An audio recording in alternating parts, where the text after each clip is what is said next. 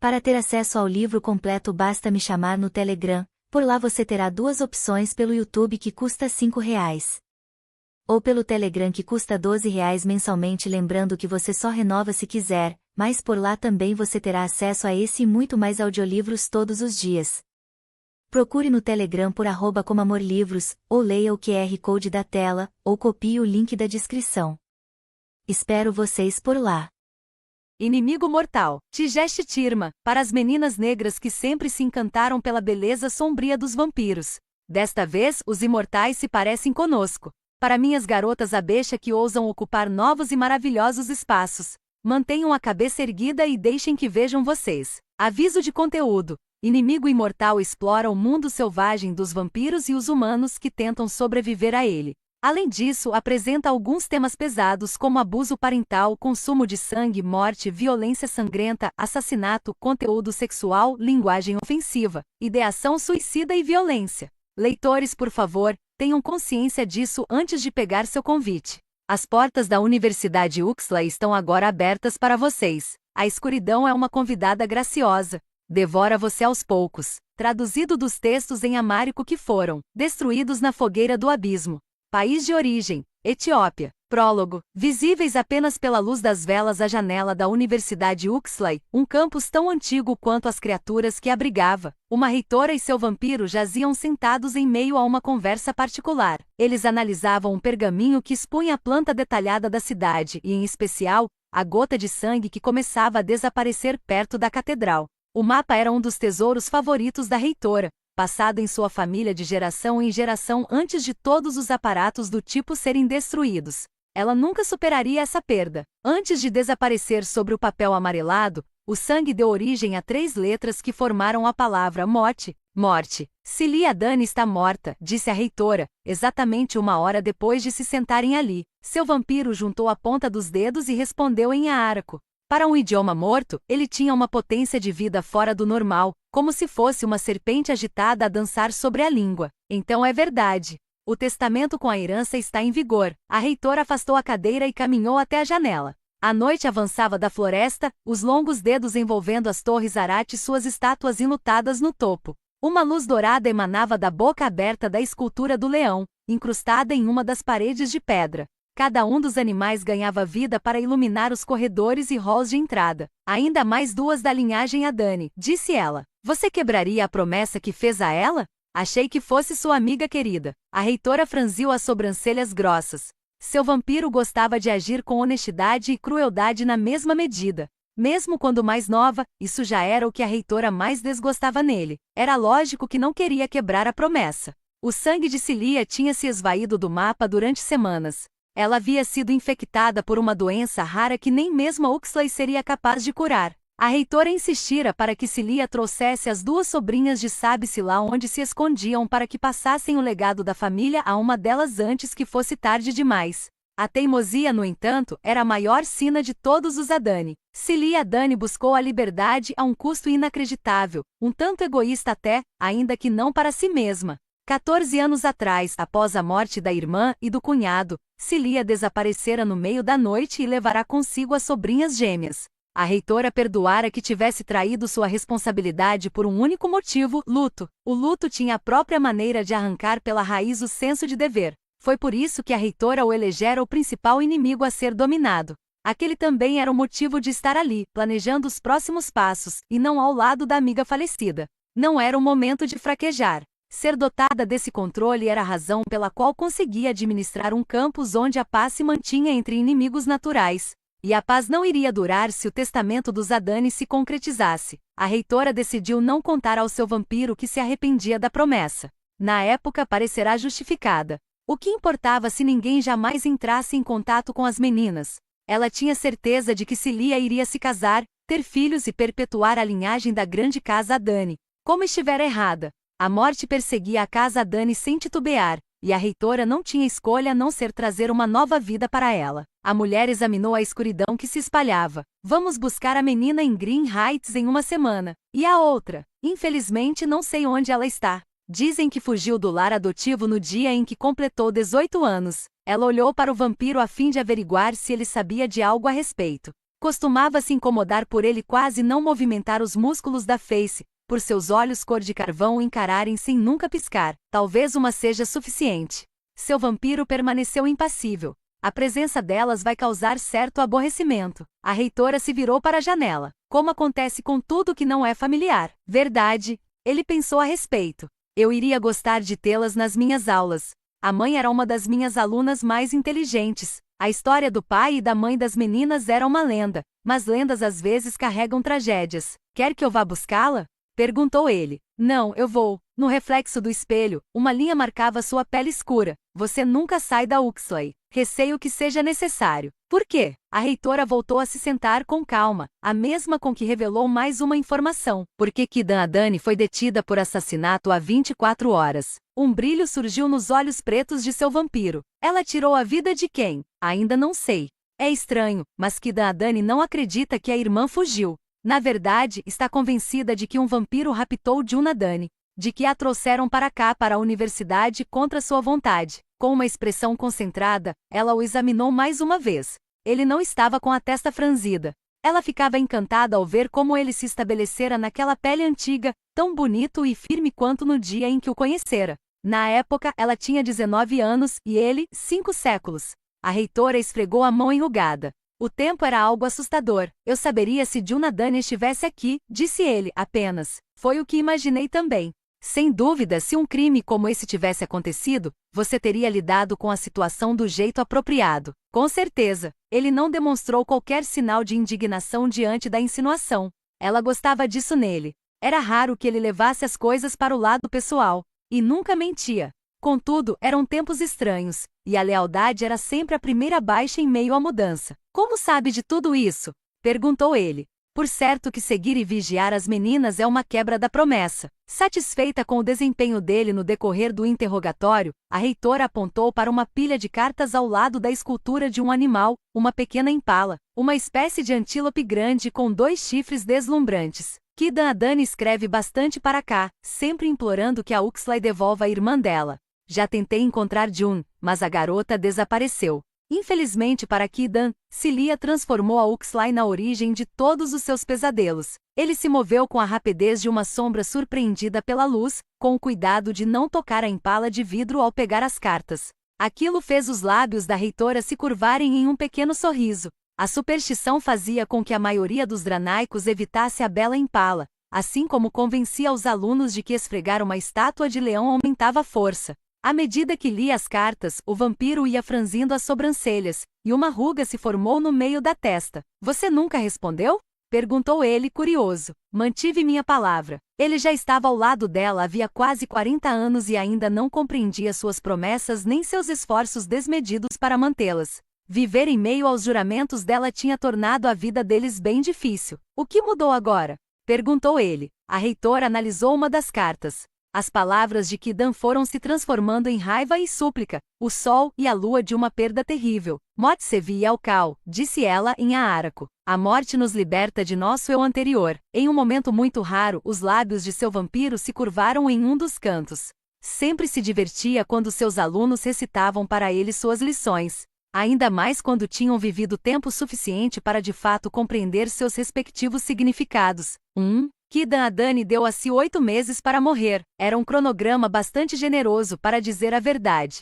2 meses teriam sido suficientes para o ato violento. O restante do tempo era uma vã tentativa de sonhar. Era o tipo de sonho que ela nem sequer teria cogitado se não estivesse desidratada e semiconsciente dentro e fora de seu quarto. Queria viver de novo com a irmã naquela casinha estranha. Viver em uma época em que não era necessário provar inocência a cada esquina. Aquele último pensamento a tirou de seu estado de torpor e a fez rir. Ela soava injustiçada e pensando bem, como uma vítima. Kidan deu uma risada ruidosa outra vez, como se houvesse uma chaminé entupida dentro do peito, um som doloroso, bruto. Quanto tempo fazia que não falava? As cortinas permaneciam fechadas por causa das câmeras, então a lâmpada era sua única fonte de luz. Como qualquer sol artificial, era quente demais e incendiava o ar do ambiente, o que obrigava Kidan a trabalhar seminua no chão do apartamento. O suor se acumulava na pele escura de sua testa e molhava o arquivo que ela lia, e a perna dobrada estava soterrada em algum lugar debaixo da montanha de papéis.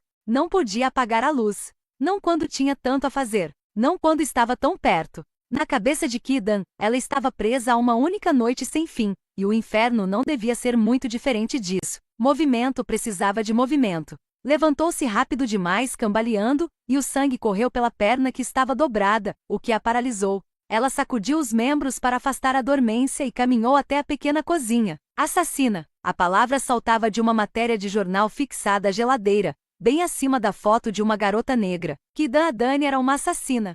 Ela aguardou a pontada de remorso que deveria sentir ao pensar na afirmação. Até experimentou comprimir os lábios e franzir o nariz, na tentativa de forçar alguma emoção. Entretanto, assim como naquela noite explosiva, não conseguiu chorar. Esperou que algum fiapo de humanidade lhe escapasse. Estava totalmente seca. Uma estátua esculpida de uma obsidiana. Ki-dan se serviu de uma bebida. Ouviu os cliques das câmeras, acompanhados de pequenos flashes de luz. Virou-se de repente para a janela, e a bebida quase escorregou de sua mão. As cortinas continuavam fechadas, mas os repórteres vinham com suas garras e tentavam alcançar as frestas, como gaivotas em busca de pão. Seja paciente, pensou ela. Tudo seria elucidado em breve. Em exatos 8 meses. Era para quando estava marcado seu julgamento. Ki-dan não tinha a menor intenção de participar. Muito antes disso, uma gravação com sua confissão seria encontrada debaixo da cama, a maquinação violenta de sua mente revelada a todos. Outro flash estourou da câmera, e ela se contorceu. Era bem improvável que conseguissem uma imagem dela, mas talvez fosse melhor se vestir. Sua intenção não era esconder os seios fartos nem o quadril largo. Uma foto picante poderia até ser algo bom para ela. Uma violação grosseira de sua privacidade passando de mão em mão. Não seria tão ruim assim. Ki-dan balançou a cabeça. Lá estava ela de novo, pensando em maneiras de manipular a solidariedade das pessoas. Ki-dan olhou para o reflexo no espelho, e uma vozinha fina e frágil saiu de dentro de si. Você não é igual a eles. Não é igual a eles. Eles, tia Celia os chamava de dranaicos. Vampiros. Apesar do calor das paredes do apartamento, Ki-dan sentiu um arrepio. Os dranaicos não diferiam em nada dos humanos. Era isso que a perturbava tanto. O mal não devia andar por aí disfarçado de humano. Era uma profanação. Ki-dan detestava a tia. Detestava sua inércia. Ela esperara tempo demais para resgatá-las daquela sociedade abjeta. Talvez o mal ainda não tivesse se infiltrado em Ki-dan quando era criança. Jun tinha se saído melhor, mas Ki-dan se refestelara no mal. Sua curiosidade mórbida e sua fascinação doentia pela morte, a coleção de filmes sobre o assunto e agora, tendo cometido o próprio ato, tudo isso se originara dos vampiros. Se pudesse enfiar a mão no peito naquele exato momento e arrancar seu coração corrompido, ela o faria. 8 meses. Ki-dan sentiu o alívio percorrer o corpo diante dessas duas palavras. Tudo o que precisava fazer era esperar 8 meses para morrer. Garantir que Jun fosse encontrada. Aguentar só por mais um tempinho aquela existência miserável. Uma foto de Jun brilhou na tela do notebook aberto. Elas não se pareciam nem um pouco, apesar de terem nascido com minutos de diferença.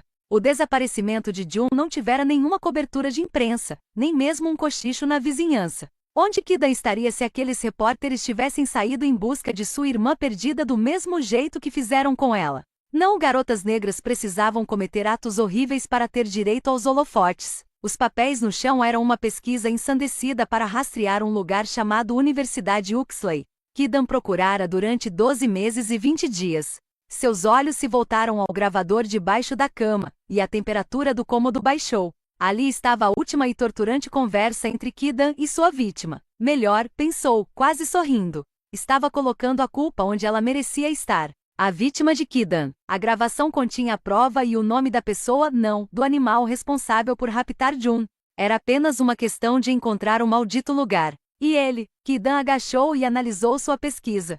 Pegou uma caneta, arrancou a tampa com o dente e começou a escrever mais uma carta para tia Celia, que nunca responderá. Se havia alguma mínima chance de reencontrar Jun, ela passaria o restante da vida escrevendo. Apertou os dedos e eles cravaram-se na palma das mãos.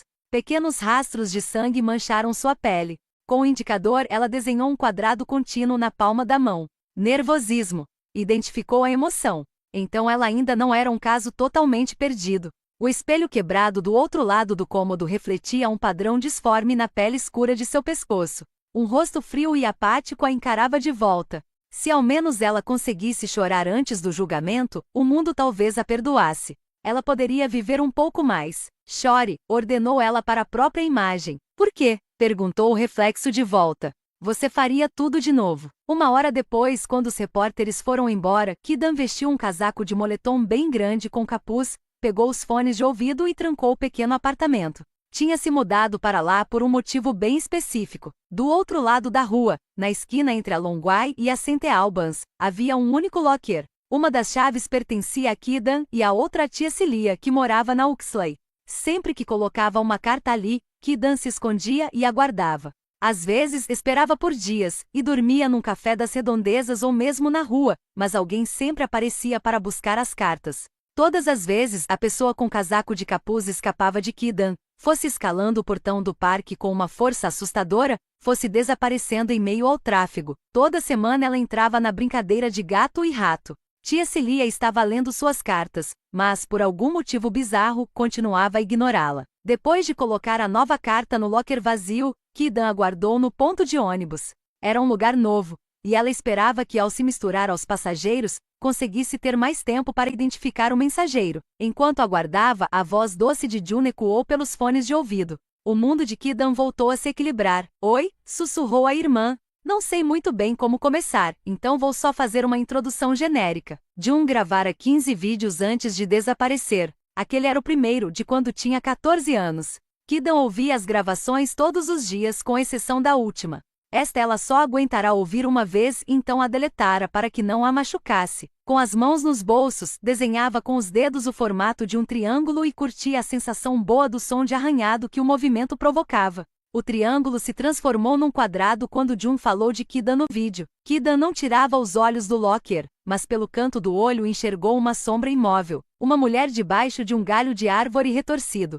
Sua pele negra ganhava um tom de bronze antigo sob a luz natural, e ela usava uma saia verde escura e um coque alinhado com perfeição. A completa imobilidade da mulher era extraordinária, como se fosse uma coruja marrom empoleirada em um galho, olhando diretamente para ela. Kidan sentiu um formigamento na nuca. Tinha a estranha sensação de que quem quer que fosse, aquela mulher estivera esperando por ela. 2. Gravação de vídeo, 10 de maio de 2017. Jun, 14 anos, no celular de Kidan. Localização, banheiro de Mama Noé. Oi?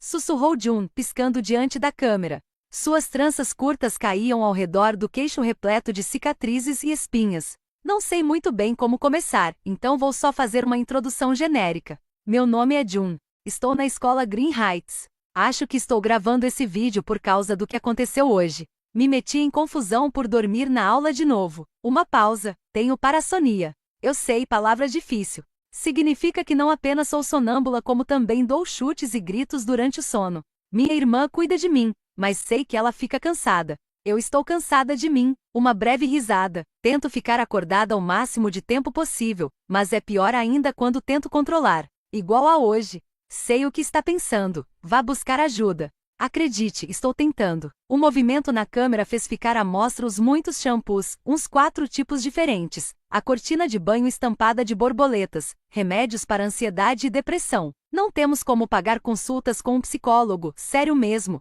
mas a orientadora pedagógica não é ruim. Na verdade, é por causa dela que estou fazendo esse vídeo. A senhorita Tris disse que estou com medo de alguma coisa, algo sobre o qual não quero falar com ninguém. Ela também me disse para escrever tudo. Mas eu odeio escrever, então ela sugeriu que eu gravasse vídeos de mim mesma. E se tivesse coragem que os compartilhasse. Ela é boa, não é?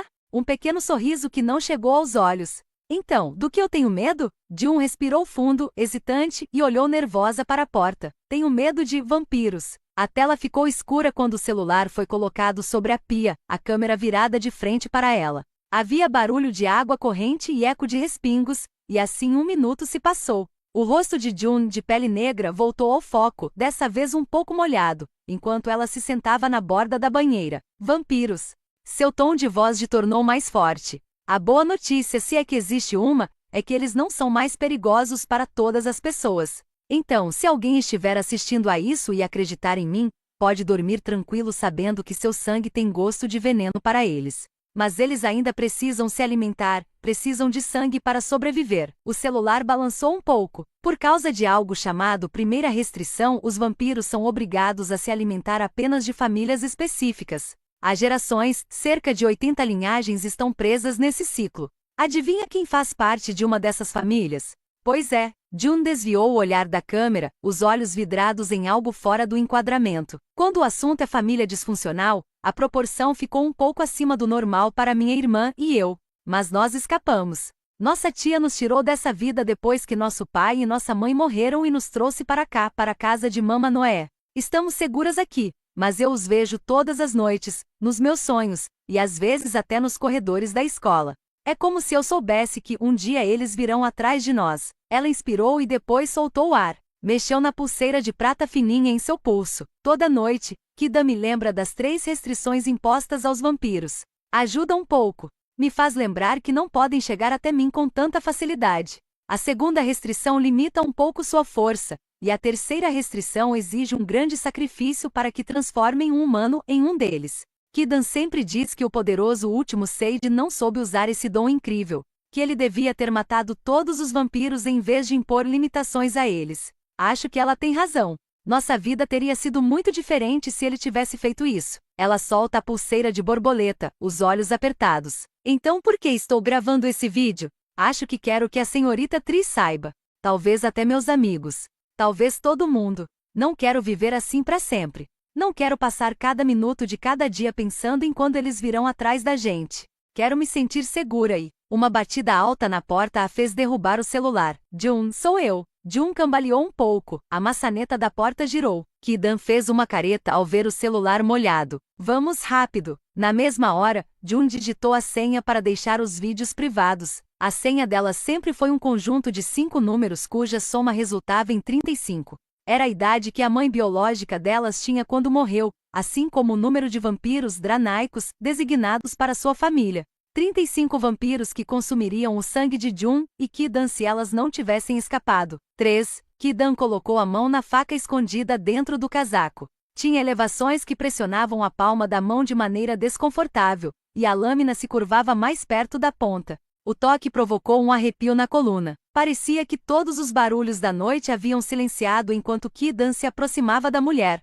Preferia que ela se mexesse. Aquela imobilidade era característica de animais, e traços animalescos eram típicos dos dranaicos. Quem é você? O tom de voz de Kidan saiu estranhamente alto em meio ao silêncio. A mulher era corpulenta, tinha sobrancelhas grossas e bem desenhadas e olhos escuros e reflexivos. Usava um broche dourado no peito no formato de um melro com um olho prateado. Sou a reitora Faris da Universidade Uxley. Pelo que sei, você está à minha procura. A calçada deu um solavanco, o que fez Kidan soltar a faca por um instante. Estava boquiaberta por causa da possibilidade de ver algo que vinha buscando com esperança desmedida e desapontamento dilacerante simplesmente se materializar ali na sua frente. Uxley? Perguntou depois de um tempo, temendo que o lugar desaparecesse de novo. Isso, aquela resposta desanuviou a mente de Kidan. O que estava fazendo? Soltou a faca. Então veio me levar, disse. Me trocar pela Jun? Kidan sentiu o peito se encher de esperança. Quantas noites insones passará deitada na cama imaginando as muitas variações possíveis daquela cena? Era uma manifestação insana, um objetivo que manteve seu coração batendo mesmo depois da noite do incêndio em que ela devia ter morrido. A reitora entrelaçou as mãos diante de si. A Uxley não tem qualquer envolvimento com sequestro de humanos. Nossas leis são contra isso. Leis? Contestou Kidan enquanto se aproximava cada vez mais. Onde estavam suas leis quando um dranaico designado para minha família sequestrou minha irmã? Os dedos de Kidan estavam tensionados por causa do esforço para não estrangular a mulher. A reitora piscou os olhos escuros e cautelosos. Bom, é uma acusação grave. Tem alguma prova? A prova de Kidan estava em seu pequeno apartamento, presa debaixo da cama com uma fita. A confissão de sua vítima nomeou o responsável. No entanto, aquilo também provava que Kidan tinha torturado e matado. O tom de voz de Kidan ficou tão grave que poderia acordar os mortos. Um vampiro levou minha irmã. A reitora Faris pendeu a cabeça para o lado. Falo com você como representante da Uxley, Kidan. Talvez não saiba o que isso significa, porque não cresceu usufruindo de nossa educação. Mas sou responsável por fazer cumprir a paz entre humanos e dranaicos. É a função mais importante da minha vida, e a faço valer por meio de leis e punições.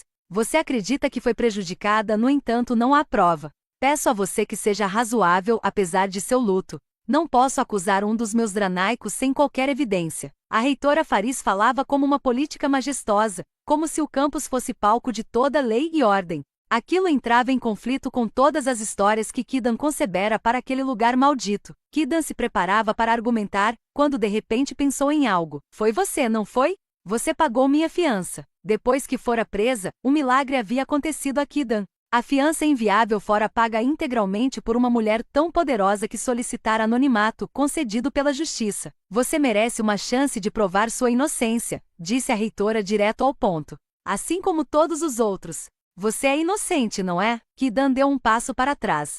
Aquela mulher não estava ali para falar sobre June. A gentileza, ainda mais daquele tipo, sempre tinha um preço. Por que está aqui? A reitora Faris a encarou por um segundo. Infelizmente sua tia Cilia faleceu. Ela adoeceu, e a enfermidade a consumiu rápido demais. Sinto muito. Kidan olhou surpresa para o Lockyer. Morta. Seus olhos permaneceram secos, mas o choque a tirou do prumo.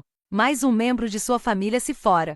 Será que o mesmo vampiro estaria por trás daquilo? Tia Cilia existia basicamente em sua imaginação, nas histórias, no mundo de antes, para que o depois fizesse sentido. Para provar que elas não tinham aparecido do nada na porta de Mama Noé. Diante daquela informação, Kidan não tinha mais qualquer peso, mais um fio fora arrancado de si. Ela então pensou nos olhos cor de mel de June, em seu sorriso gentil, e voltou a sentir o chão sob seus pés. A reitora pegou um envelope branco com uma insígnia vermelho sangue. Neste momento, você é a próxima na linha de sucessão da linhagem para herdar a casa Dani. Aqui está sua carta de admissão. Kidan recuou. Não tenho qualquer interesse em me tornar escrava de vampiros. A expressão calma da reitora desapareceu. Não use determinados termos sem estar ciente de suas consequências. É a última vez que usa essa palavra na minha frente. Kidan queria dar uma risada, mas só conseguiu emitir um som de deboche. Não estou interessada. Só quero a June. Muito bem. Acredite se quiser, convencer alunos que não querem entrar na minha universidade não faz parte do meu trabalho. A maioria faz um esforço imenso para conseguir uma vaga na Uxley. Ela tirou outra carta do bolso. Assine aqui e vou embora. Kidan olhou para ela com desconfiança. O que é isso? Um testamento assinado primeiro por seu pai e sua mãe e depois por sua tia, deixando tudo para o último dranaico restante de sua casa. Kidan ficou boquiaberta. Pegou a carta. A maior parte do texto estava coberta com tinta preta, alguns trechos obviamente ocultados. Conforme lia, ela ficava cada vez mais horrorizada, apertando as bordas do papel até amassar. Curioso, não é? Disse a reitora Faris, os olhos brilhando. É a primeira vez na história da Uxley que uma família decide deixar a casa para seu dranaico. O vampiro que você acusa de ter sequestrado sua irmã é o mesmo a quem sua família confiou seu legado. A garota sentiu um gosto ruim na boca. Ninguém conseguia ver? Aquilo era uma prova ainda mais evidente. Um motivo. Ele enganara a família por causa da herança ou então a tinha coagido. Sequestrar a June em segredo para se manter hidratado e... Não, disse a reitora. O quê? Está achando que ele os forçou a assinar isso? Não é verdade. Eles fizeram a escolha por livre e espontânea vontade. Há muitas coisas que você desconhece no nosso mundo. O poder de nossas casas, de nossas leis. É extraordinário. É o tipo de conhecimento que só vai ter caso resolva se juntar a nós. Ninguém entra na Uxley sem convite. Kidan olhou para os trechos pintados de preto no papel. O que a reitora estava escondendo? A reitora Faris olhou para o relógio fino e dourado. Daquele bolso que parecia infinito, tirou uma caneta. Infelizmente tenho que ir embora. Por favor, assine para indicar que você não tem interesse em contestar o testamento como possível herdeira e eu vou embora. Kidan encarou a caneta como se fosse veneno. Depois de um tempo, a reitora Faris recolheu a mão. Talvez precise pensar um pouco. Se estiver interessada, as casas na Uxley são herdadas por meio da educação. Você precisa frequentar a universidade e se formar em um curso que ensina sobre a coexistência de vampiros e humanos. Vou esperar 3 dias pela sua resposta. O semblante da mulher desarmou Kidan. Quando a reitora lhe ofereceu a carta de admissão outra vez, ela a pegou devagar. O papel era duro, compacto, e apresentava um selo que exibia 2 leões segurando espadas na boca, apontadas para o pescoço um do outro. Por quê? Kidan permaneceu encarando o selo, querendo desaparecer. Por que sua família tinha feito aquilo? Quando ergueu a cabeça, a mulher tinha desaparecido. 4. Kidan jogou a carta de admissão no chão abarrotado de coisas e chutou a pirâmide de copos de macarrão instantâneo vazios que estava no canto. Não havia espaço para eles se espalharem. então quicaram na parede e bateram em sua canela. Devagar, ela se sentou no chão e abaixou a cabeça, as tranças pendendo como uma cortina. O cômodo pareceu diminuir até que ela tomou uma consciência desconfortável de seu corpo e sua dificuldade de respirar. A tinta estava descascando nos cantos, o banheiro só funcionava quando os outros inquilinos não usavam demais, e havia uma mancha misteriosa no carpete que resistiu a banho de água sanitária. O calor daquele lugar poderia fritar um escorpião. Não aguentava passar mais um dia ali. Não sem a irmã. Sem pensar muito, passou o dedo sobre a pulseira de borboleta. Queria ir para casa. Mesmo se fosse uma casa feita de papelão. Para Kidan, casas lembravam um animal de estimação feroz. Eram sujas, muitas vezes infestadas, e não importava a decoração que tivessem, elas nunca gostavam de ser propriedade de alguém. Não de verdade. Kidan achava uma tremenda deslealdade recorrerem a outra casa se a atual falhasse de alguma forma. Sua mãe adotiva, Mama Noé, concordava e então, mesmo quando crianças, Jun e Kidan davam um jeito de arranjar dinheiro para pagar o aluguel. Quando tinha 10 anos, Kidan vendia as pulseiras estranhas que confeccionava, e Jun, seus mini donuts viciantes. A memória fez sua boca aguar e depois ficar seca. Com os dedos rígidos, ela pegou o testamento do pai e da mãe e da tia. Sentia o fogo percorrer suas veias a cada palavra traiçoeira. Sua família sabia que vampiros eram perigosos. Por que teriam afastado Jun e Kidan de tudo que conheciam, apagado suas respectivas identidades e as deixado pobres se aquele não fosse o motivo? Em seus momentos mais sensíveis, Kidan costumava esperar que o pai e a mãe aparecessem à porta de Mama Noé, prontos para fugir com elas. Teve que perdoá-los por esse fracasso porque estavam mortos. Aquela herança poderia ter sido a maneira de proteger Kidan e a irmã, mas em vez disso, eles tinham feito o impensável, tinham deixado tudo para ele. A assinatura do vampiro estava bem ali, o S curvado como uma cobra. Suzênio Sagad. Kidan ouviu os apelos de sua vítima ecoarem por todo o cômodo e dentro do peito. Suzênio Sagad. Esse é o nome dele. Ele a levou. Ela desenhou uma forma no carpete com o dedo, a pele queimando contra o tecido áspero. De novo e de novo. Um triângulo ficou marcado no tecido. Bom, mente e corpo estavam em sintonia. Sentia apenas uma fúria incontrolável em relação a Suzênio Sagad. Às vezes, a mente de Kidan escondia algumas coisas dela, e apenas seus dedos conseguiam traduzi-las. Triângulos para raiva, quadrados para quando o medo transbordava e círculos para momentos de alegria. Desde pequena, ela usava os símbolos para desemaranhar seus pensamentos. Kidan mal conseguia entender o testamento por completo por causa dos trechos pintados de tinta preta. A reitora Faris tinha escolhido apenas as partes da Uxley que queria mostrar. O que tinha deixado de fora? Leis para herdar uma casa. Um vampiro herdeiro precisa ocupar a casa da família sozinho por 28 dias consecutivos para que o testamento tenha validade. Kidan leu de novo. 28 dias. Quanto tempo havia se passado desde a morte da tia? Uma semana? 2?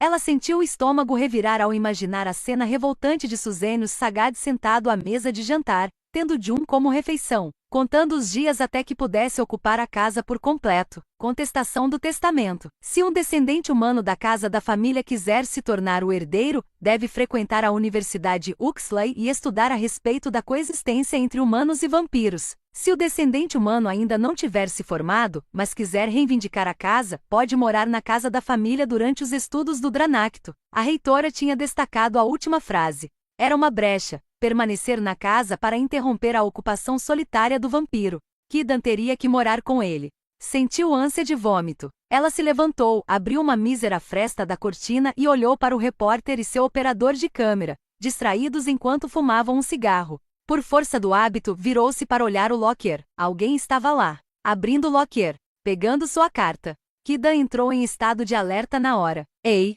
Quando a palavra deixou sua boca, ela já estava saindo pela porta, descendo a escada 3 degraus por vez. Quando chegou do lado de fora, a pessoa havia sumido. Merda! Seu grito assustou uma senhora e chamou a atenção do repórter. Ele correu atrás dela, que por sua vez se apressou em atravessar a rua e ir até o locker. Tirou a chave do pescoço e se enrolou um pouco para abrir. O repórter, magro e com mau hálito, ligou a câmera próximo a ela. O instinto de Kidan era enfiar aquele aparelho pela goela dele, mas estranhamente ela se conteve. Kidan, os vizinhos souberam o que aconteceu. Você planejou isso por muito tempo? Ela o ignorou. Porque pela primeira vez em muitos anos, algo tinha sido deixado no locker. Um livro encadernado.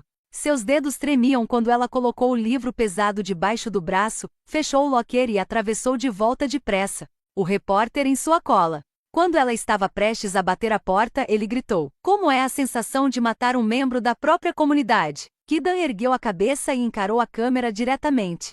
Por um momento ela era June, aos 14 anos, escondida no banheiro de Mama Noé, ansiosa para contar ao mundo todas as coisas que a assustavam.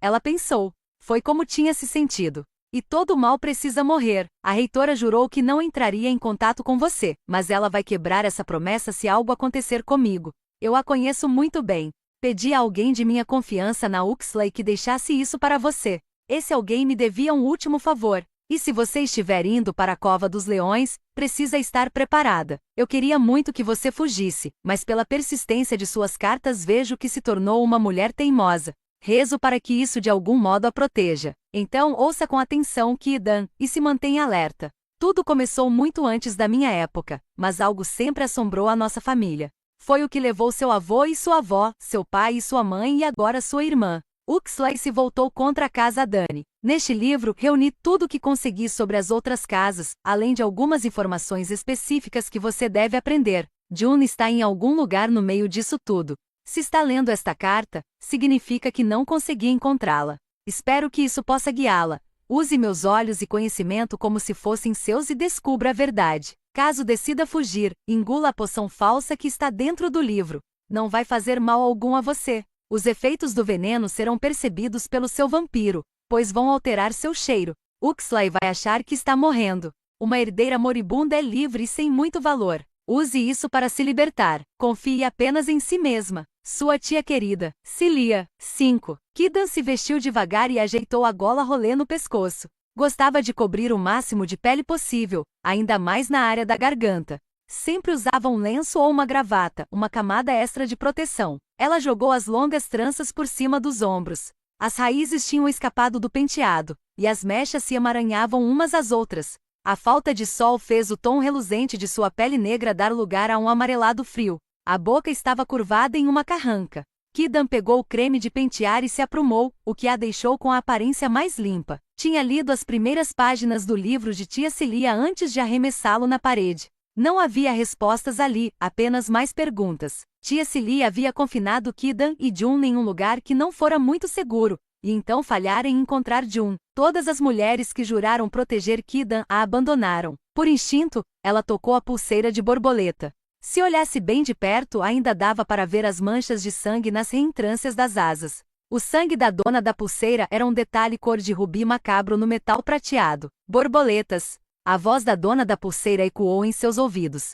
Elas nos lembram de que estamos em constante transformação. Enfiado no livro, havia um comprimidinho azul. Bastava engoli-lo e deixar aquele mundo para trás. Kidan era muito pequena na época da morte do pai e da mãe, mas o sentimento que a sucedeu era inesquecível. Em todos os momentos de sua vida, sentiu como se estivesse em um quarto totalmente escuro, enquanto uma respiração quente e inquietante atingia seu pescoço.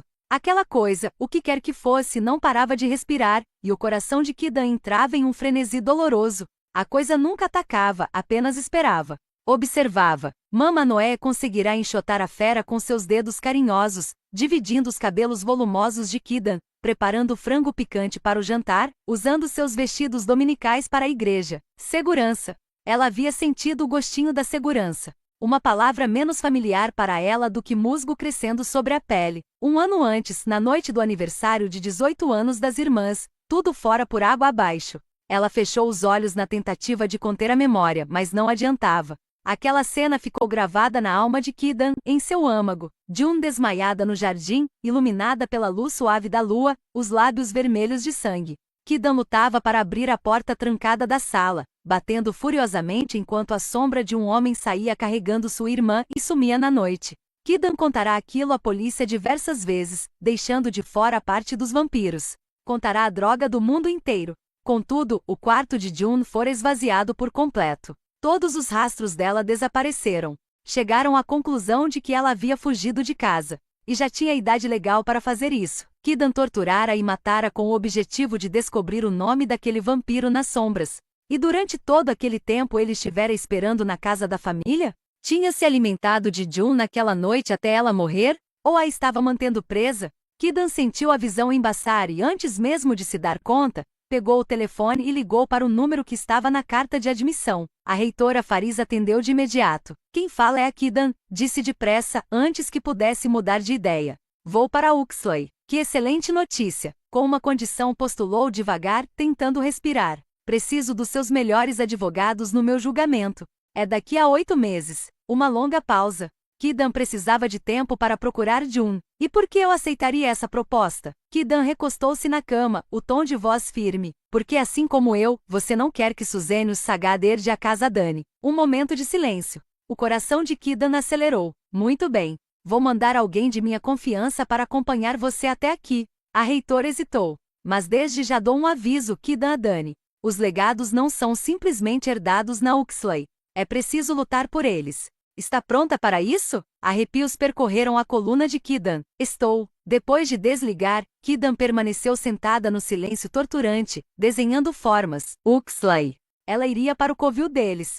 Morar com ele. Matá-lo. O luar que entrava pela janela alongou a sombra de Kidan e a distorceu tanto que começou a aparecer uma figura magra e lúgubre sobre o carpete. Não muito diferente daquela que sequestrara Jun. Você não é como eles. Mas ela era um monstro de um jeito próprio. E partia o coração de Kidan saber que acabaria deixando a irmã de novo no fim de tudo aquilo, depois que Jun fosse encontrada e estivesse em segurança. Jun não iria querer falar com ela, muito menos tocá-la, quando soubesse quem a irmã matara. Mesmo que tivesse sido em nome de Jun, principalmente por ter sido em seu nome. Jun jamais seria capaz de perdoá-la, e Kidan não conseguiria viver com isso. Ela sentiu um arrepio e brincou com o comprimido azul. Tudo que lhe restava era prender todo o mal que havia dentro de si, de modo que quando partisse, deixaria o mundo um pouquinho mais limpo. 6. Localizada próxima a uma cidade que lutava para não ser engolida pelas árvores, a Universidade Uxley era uma impassível extensão de pedras antigas. Tão silenciosas quanto o mosteiro durante o horário de orações, as torres do campus eram as primeiras a serem iluminadas pela luz do sol, brilhando em meio à névoa. Pareciam velas antigas apoiadas nos braços de uma criatura enorme que acordava todos os dias para espiar os pecados de seus residentes. É lógico que Kidan enxergava um jeito mais puro de salvar a alma deles.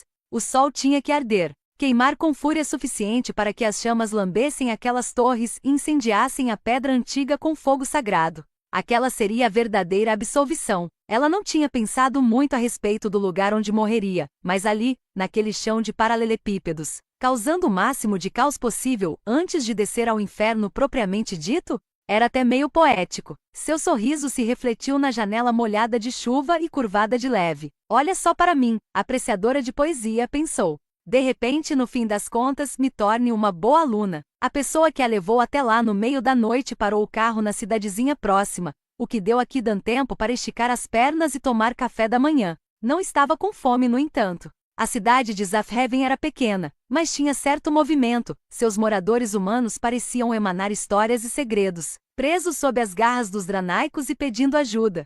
Ela se recompôs, os olhos fixos no horizonte, e ouviu a voz de Jun. À medida que o carro passava por estradas asfaltadas, árvores densas e pelo enorme portão dourado da universidade, Kidan se obrigou a tirar aquelas pobres almas de sua cabeça. Não podia se distrair e se deixar levar pelos outros. Após receber uma mensagem com um aviso de que a reunião da reitora estava atrasada e um pedido de desculpas, Kidan caminhou por ali sozinha ao amanhecer. Ainda era cedo, mas já havia sons de movimentação, portas se abriam e se fechavam, o aroma de café no ar. Ela se deparou com um lindo jardim cheio de pássaros gorjeantes, um cenário pacífico demais para um lugar como aquele. Uma pira de fogo rodeada por uma grade tremulava no centro do jardim. Kidan se sentou no banco em frente e aproximou as mãos da fonte de calor. Uma pequena criatura se contorceu próximo ao seu pé, um passarinho com a asa quebrada. Alguma coisa tinha cortado seu pescoço fino. Kidan segurou-o com as duas mãos. Os batimentos do animal estavam irregulares, e as penas se debatiam, furiosas, quando Kidan sussurrou: "Calma, calma. Vou ajudar você." Um lugar como aquele com certeza tinha uma enfermaria. Ela olhou ao redor e chamou o primeiro jovem que viu. Ele caminhava com a cabeça erguida para o céu, e um de seus dedos marcava a página do livro que carregava. Kidan tirou os fones de ouvido. Ei, pode me ajudar? Ele parecia um pouco mais velho de perto, talvez 20 anos, a pele escura como todas as outras pessoas naquele lugar, mas com um brilho saudável que Kidan só sentia em si mesma depois de ficar um tempo sob o sol. Os cabelos bagunçados estavam presos com uma faixa, e havia 2 cachos soltos na frente. Aquele visual combinava com sua mandíbula forte. Está com a asa quebrada. Tem enfermaria aqui? De animais, não. A voz dele era grave e misteriosa, como se não falasse com muita frequência. Havia uma toranja cortada da qual pingava sangue na capa do livro que ele segurava. Kidan examinou as penas azul claras do passarinho e seus olhos perolados. Pareciam estar olhando dentro de sua alma. Ele vai morrer se você continuar apertando desse jeito. As palavras dele pareciam saídas de um túnel. O jovem estendeu a palma da mão e esperou. Está sofrendo. A luz ultrapassou a névoa e o iluminou um pouco mais. Suas feições eram tão harmônicas quanto um vidro escuro.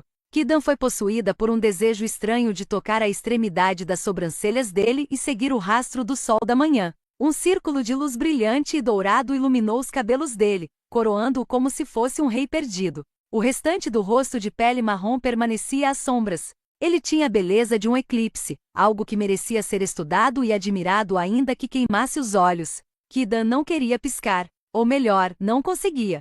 Ela o observava com a sensação horrível e fervorosa de querer algo que não era seu. Mesmo após o tempo ter deixado a situação estranha e implorado que ela desviasse o olhar, Kidan seguiu encarando-o, e ele deixou. Era como se os dois soubessem que ele iria escapar dela em breve. E foi o que aconteceu, de maneira devagar e gentil, como as nuvens se movendo no céu e as folhas caídas dançando sob seus pés. Sem o ardil dos raios de sol, os olhos dele não conseguiam esconder a verdade. Já não olhavam para o rosto dela, e sim para seu pescoço coberto. Olhos que fervilhavam com um desejo arrepiante. Com o mesmo apetite com o qual olhou para o passarinho. Ela sentiu um arrepio congelante em suas costas. Ele não era humano. Com as próprias mãos, ela apertou e apertou, até as batidas irregulares diminuírem e por fim cessarem. Kidan colocou o passarinho nas mãos dele. O corpo estava curvado, o pescoço quebrado. Ele ergueu o olhar do pássaro morto e depois se voltou a ela. Por que não o entregou a mim? Porque você o teria matado também. Kidan sentia a pele formigar enquanto ele a encarava com certo interesse. Você é um deles, não é? Um Dranaiko? Sua pele tinha o tom muito próximo ao da terra. Ela devia ter adivinhado. Ele era lindo e tinha aqueles olhos que viveram 1000 anos e consideravam tudo meio tedioso. Ele quase deu um sorriso. Você me acusa de um ato de maldade e, no entanto, foi você quem o cometeu. Sem dúvida você só pode ser humana. Kidan sentiu a mandíbula tensionar. Eu não queria matá-lo. Isso faz diferença? Morte é morte. Morte com intenção é cruel. Você queria matá-lo. Teria gostado de matar. Dá pra ver no seu rosto. Ele não negou a acusação.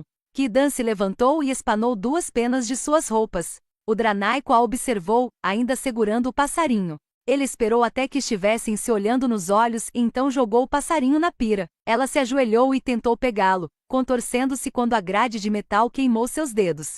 Kidan observou horrorizada enquanto as penas carbonizavam. Uma voz mordaz e familiar ecoou das chamas. O mal está dentro de você. Vai envenenar todos nós. Reze Kidan. O vampiro se agachou ao lado dela perto do brilho quente, a voz bem próxima. Morte por lesão, por sufocamento ou por fogo, disse ele. Diga, humana, qual dessas o passarinho teria preferido? Kidan sentiu a visão escurecer, perturbada pelas chamas. Suas cordas vocais se retesaram. Ele respirou fundo e debochou. Você se meteu na vida dele e provocou 3 mortes, quando poderia ter sido apenas uma. Se eu fosse você, estaria horrorizado. Uma alma imoral como a sua não deveria andar por aí sem supervisão. Houve um momento de silêncio entre os dois, o fogo aquecendo a pele dela. Ou então, continuou ele, você poderia se levantar, aplaudir a si mesma por levar a morte além de seus limites de maneira bem inteligente e se juntar a mim para uma agradável discussão sobre mortalidade mais tarde. Kidan se levantou, sim, devagar, para cuspir aos pés dele. Os olhos mortos dele passearam, divertindo-se, até chegarem ao pescoço da garota. Ficaram ali por tempo suficiente para que ela percebesse. Kidan queria ajeitar a gola rolê, mas, acima de tudo, queria machucá-lo, queria pegar a faca de dentro do casaco e cravá-la em seu peito. Ouvindo os sobressaltos dos desconhecidos ao redor, ela se controlou. Uma faca não iria matá-lo, de qualquer forma. Em vez disso, Kidan saiu andando. Havia muita coisa em risco, e aquela era apenas sua primeira hora ali. 7. Antes de você conhecer o Dranaico de sua casa, preciso que compreenda exatamente pelo que está brigando, disse a reitora Farisa Kidan, e em seguida tomou um gole do chá. As duas estavam sentadas na grandiosa casa Faris, dentro da barriga de uma baleia. A brisa fria que entrava pela sacada causava arrepios em Kidan. O chá já tinha esfriado em suas mãos. Estou aqui para herdar a casa. Sim, mas o que exatamente é uma casa? Kidan franziu as sobrancelhas. Como assim? Casas são poder. Não de um jeito metafórico, mas literal, a reitora parou por um momento e deixou que a garota absorvesse aquelas palavras. Por exemplo, por que não tenta largar essa xícara? Kidan olhou para baixo, depois de volta para a mulher. Talvez viver com aquelas criaturas tivesse deixado a reitora meio perturbada. Coloque a xícara na mesa, orientou. Kidan obedeceu ao pedido. Quando soltou, o objeto continuou grudado à sua mão. Tentou mais uma vez com força, o que chegou até mesmo a provocar um clim. Seus dedos continuavam segurando a asa da xícara. Kidan se levantou e sacudiu a mão com vigor. A xícara foi jogada contra a parede. Você colou isso na minha mão? Perguntou Kidan. A reitora Faris arqueou uma das sobrancelhas. Por favor, sente-se e vou explicar. Com os nervos à flor da pele, Kidan se sentou devagar. A reitora arrastou para o centro da mesa uma pequena tábua que continha algumas palavras escritas. Nenhuma xícara deve ser largada nesta casa. As casas cumprem leis. Leis ordenadas por seus donos. O tom de voz da reitora era calmo, ensaiado. Criei esta lei especificamente para este exercício, é óbvio. Kidan piscou. E então de novo. Em seguida, empurrou a cadeira, levantou-se e foi até a cozinha. De início, tentou desgrudar a própria pele da xícara usando a bancada de apoio. Quando não obteve sucesso, encontrou uma colher e tentou enfiá-la entre a xícara e a palma da mão. Aquilo só a fez gritar uma série de impropérios quando a colher se soltou e ricocheteou em sua testa. Kidan abriu a torneira e enfiou a mão debaixo da água, o que só serviu para deixar a porcelana escorregadia e ainda encharcar seu suéter. Quando você acabar por aí, podemos continuar, disse a reitora da sala de jantar. Kidan fechou a torneira e se inclinou sobre a pia, respirando com dificuldade. Impossível. De jeito nenhum. Kidan voltou à sala de jantar molhada e assustada. Tire isso de mim. Com certeza. A reitora Faris colocou a própria xícara sobre a mesa. Na mesma hora, a de Kidan se soltou e caiu. Por reflexo, Kidan conseguiu segurá-la. Olhava boquiaberta para a xícara, a superfície lisa e as imagens gravadas nela. Não havia nada extraordinário no objeto, e ainda assim, tinha desequilibrado a gravidade de seu mundo. Como, depois de muitos anos de prática até alcançar o domínio, as casas se tornam uma extensão de seus respectivos donos. São criaturas bastante complicadas. O poder das casas. Kidan se sentou outra vez enquanto encarava a xícara como se ela pudesse de repente começar a cantar. Estamos todas calmas? Perguntou a reitora. Kidan assentiu. Muito bem. Agora, ouça com atenção o que vou dizer. Durante centenas de anos, os humanos foram perseguidos e torturados pelos vampiros. Éramos completamente indefesos perante eles. Os únicos que conseguiam enfrentá-los eram os Seide, mas todos eles foram exterminados. A reitora franziu a sobrancelha por um momento. No entanto, antes de morrer, o último Seide criou as 3 restrições. Kidan conhecia aquelas restrições poderosas. Elas tinha recitado diversas vezes para Jun quando a irmã tinha pesadelos, enquanto abraçava seu corpo encharcado de suor. Sua favorita era a 3ª restrição. Ela garantia que a população de vampiros nunca crescesse demais. O último Seide também nos deu poder sobre nossas casas. Cada acto que são os membros das 80 famílias, tem o direito de se tornar o possível dono da casa. No passado, cada casa podia criar leis individuais. Como você pode imaginar, isso causava muitos conflitos entre as famílias. Leis como países, disse Kidan, a mente ainda meio enevoada. Exato. Cada pessoa e cada casa agia por conta própria. Quando houve o acordo de paz entre vampiros e humanos, os vampiros foram convidados a morar conosco, dentro de nossas respectivas casas, como nossos companheiros. Isso mudou tudo. Kidan sentiu um gosto ruim na boca ao ouvir as palavras paz e vampiros na mesma frase.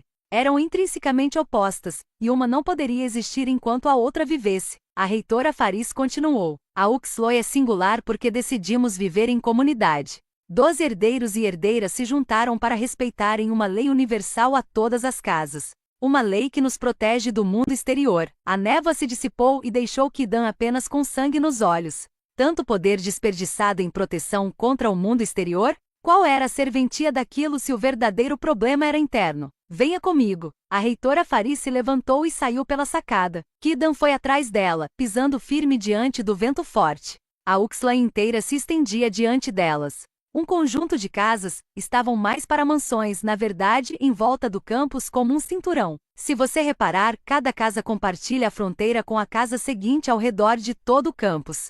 Algumas delas abrigam um cemitério e até campos esportivos em sua área sem quebrar esse círculo. A arquitetura é proposital, para que a lei universal não se quebre. O que exatamente é essa lei? Ninguém pode entrar ou mesmo encontrar a Uxley sem autorização, seja humano ou vampiro. Kidam segurou o parapeito com força. Enfim, fazia sentido porque nunca tinha conseguido encontrar a universidade. Todos os meses passados dentro daquele apartamento, beirando a insanidade perante a ideia de que o lugar existia, mas sem conseguir provar, aquilo tinha sido cruel. Ela analisou as feições da reitora, as linhas nos cantos dos olhos castanhos que denunciavam a idade, embora não houvesse nada de suave em sua postura. Kidam franziu a testa. Mas esta casa não faz fronteira com as outras. A reitora Faris assentiu. Como são as fundadoras, as casas Adani e Faris são as únicas capazes de estabelecer leis próprias. Assim, a responsabilidade e as funções da reitoria da Uxley recaem sobre nós. Kidam quase perdeu o equilíbrio. Seus ancestrais tinham fundado a Uxley? Tinham sido reitores? E mais importante, a casa Adani podia estabelecer a própria lei. Ela não conseguia nem imaginar tamanho poder. O choque da nova descoberta era uma possibilidade animadora. Uma arma. Enfim, tinha uma boa arma contra eles. Os olhos de Kidam brilharam. Está me dizendo que posso estabelecer qualquer lei na casa Adani? Tipo a sua lei do chá? As palavras da reitora Faris foram bem cuidadosas. Estabelecer e mudar a lei de uma casa é uma arte muito difícil.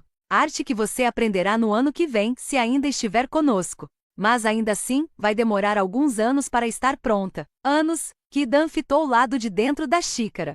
Será que era tão difícil assim? A reitora apontou para um imóvel escuro que se apresentava diante delas. A casa Adani. Apenas as nossas casas ficam dentro dos limites da fronteira, Kidam. A responsabilidade que nos foi designada é enorme, um poder do qual não podemos abusar. Se Suzennius Sagad herdar a casa Adani e utilizar esse poder de modo errado, vai causar a ruína da Uxley. Kidam abriu um sorriso forçado. Se está tão preocupada com o fato de ele criar leis próprias, por que não acredita que ele tenha sequestrado minha irmã? A reitora Faris falou devagar e repetiu a mesma pergunta frustrante. Que prova você tem de que ele levou sua irmã? Kidam abriu a boca e então a fechou. As palavras da confissão de sua vítima ecoaram em seus ouvidos. Suzennius Sagad. Ele a levou. Sentiu um gosto ruim na boca. A prova de Kidam não poderia ser usada. Ainda não. As leis de uma casa só podem ser alteradas por seus verdadeiros donos. Você pode ver porque as responsabilidades de quem herda na Uxley são importantes.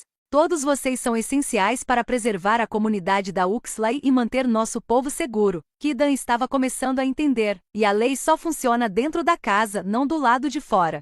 Certo. A reitora Faris pegou uma pétala caída no parapeito e deixou que a brisa a levasse. Isso. A lei da minha casa só funciona no território dos Faris. Kidam olhou para o círculo sob uma nova perspectiva.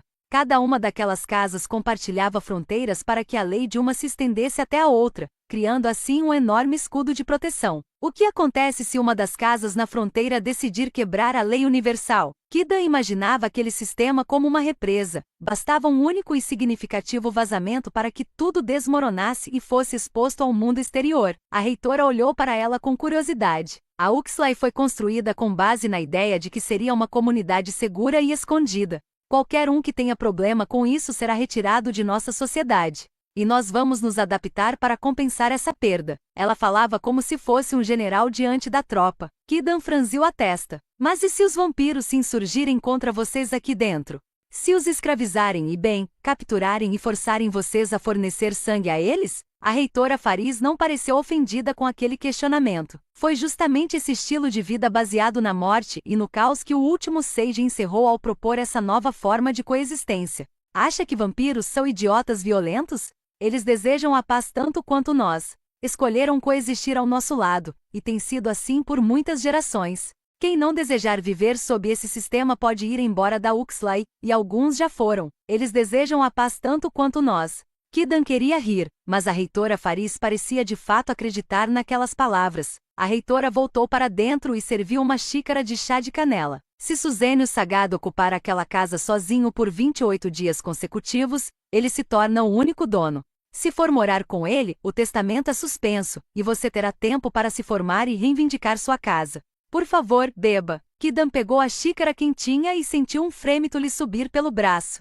De imediato, colocou-a em cima da mesa para checar se a lei ainda estava alterada. Estava. Como aquilo tudo funcionava? Ou então você pode simplesmente prendê-lo. Admiro sua coragem, Kidan, mas suposições e julgamentos vão tornar sua vida aqui muito difícil. Eles são úteis até certo ponto. Seja cautelosa, mas nunca fria. Ainda mais quando os pequenos grupos e clubes da Uxley começarem a lhe fazer convites. Kidan franziu o nariz. Não estou interessada em grupo algum, mas eles vão se interessar por você. Os olhos apurados da mulher carregavam um brilho de alerta. Todo mundo quer amizade com uma herdeira de uma casa fundadora. Transite com cuidado. Com certeza, mas eu preciso frequentar as aulas. O rosto dela adotou ainda mais seriedade. Sim, precisa frequentar, e o fracasso não é uma opção. Qualquer outro acto pode repetir as matérias e tentar de novo no ano seguinte sem colocar a herança em risco. Você não. O único motivo pelo qual está autorizada a morar em uma de nossas casas é por estar estudando nossa filosofia. Se você repetir, Suzênios tem o direito de expulsar você até o próximo ano de curso, e então vai ser tarde demais. Kidan respirou fundo. Em seguida assentiu, mas antes das aulas começarem, há algo importante a ser feito. A reitora Faris se inclinou para a frente, como se contasse um segredo. Quero que descubra qual é a lei em vigor na sua casa. Ela só vai se revelar a potenciais herdeiros. Já existe uma lei em vigor. Kidan olhou para as próprias mãos. Imagino que não tem a ver com chá. A reitora Faris abriu um quase sorriso. Não, infelizmente não. E onde encontro a lei? Fica em uma mesa, igual à sua. Uma ruga se formou entre as sobrancelhas da reitora. Com um tom de voz hesitante, ela respondeu: a casa é um eco da mente. Ela se apresenta de maneira diferente a cada herdeiro em potencial. A melhor resposta que posso dar a você é que a lei estará escondida no cômodo em que você menos quiser entrar. Kidan piscou devagar. Não entendi. Vai entender quando se instalar. Ela assentiu. Ao contrário de estabelecer ou alterar uma lei da casa, descobrir a lei já existente é uma tarefa mais simples. Acredito piamente no seu êxito. A reitora se virou para as cortinas esvoaçantes. Elas tremulavam com uma nova rajada de vento, e a mulher inclinou a cabeça, como se ouvisse algo. Pode entrar, disse a reitora Faris, embora ninguém tivesse batido a porta. Um homem de tranças e postura extraordinariamente ereta adentrou o cômodo. Este é o professor Andreas, meu companheiro e seu professor de introdução ao Dranacto, informou a reitora. Dranacto, o nome oficial da filosofia ensinada na Uxley. Um curso no qual ela teria que ser aprovada sem sombra de dúvida. Nem Kidan, nem ele estenderam a mão. Impressionava Kidan como eles se ajustavam bem à pele humana. Andreas a examinou com seus olhos que nunca piscavam, e Kidan sentiu um arrepio congelante. É um prazer. A voz dele serpenteava como a cauda de um escorpião. Ele se inclinou para sussurrar algo no ouvido da reitora. Na manga do professor Andreas havia um broche dourado, um melro de olhos prateados idêntico ao da reitora Faris. A insígnia da casa Faris Kidan concluíra. Muito bem, disse a reitora. Vamos visitar Suzênios agora. Venha, Kidan. Explico tudo a você no caminho. Kidan seguiu atrás dos dois. Formavam uma dupla estranha, mas impressionante, caminhando lado a lado. Um inumano, de pele de aço eterno. A outra, uma mulher negra de pele macia que envelhecia. Ainda assim, era ele quem seguia os passos dela, obedecia sua voz e se adaptava aos seus movimentos.